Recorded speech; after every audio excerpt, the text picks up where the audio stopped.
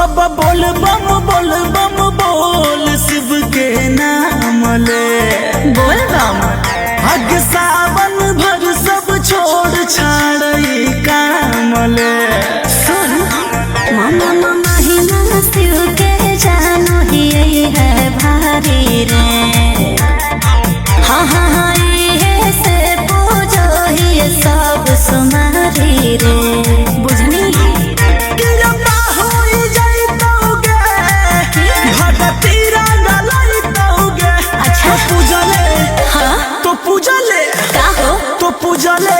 बाबा रहवा मरद तोरा मन भेटई तौगे।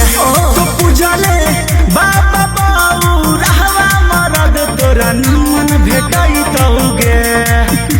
जी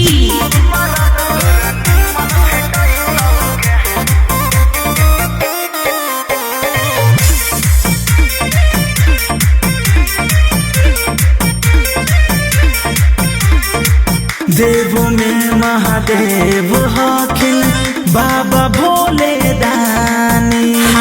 चोर पे कृपा साधु पे कृपा है खर गजब कहानी। बाबा के महिमा अपरंपार है। साप बिछु गले डारो केहू के न दूत करो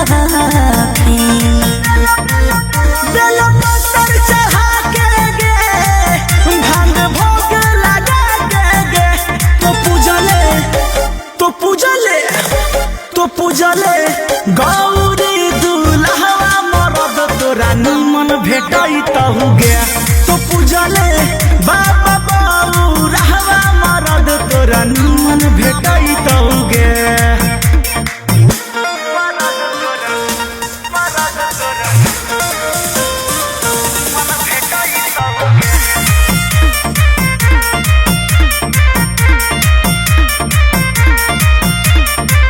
जान हखिन बिना कहले बतिया दिल के अगम जानी। हर हखिन हर जीव के क्षण में बाबा परेशानी। हे रे उमा शंकर वाला रे तोह झूमे चरण मत वाला रे।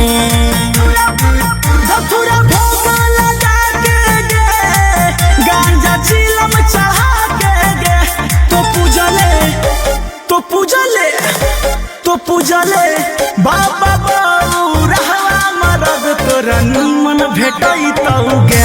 तो पूजले बाबा रहवा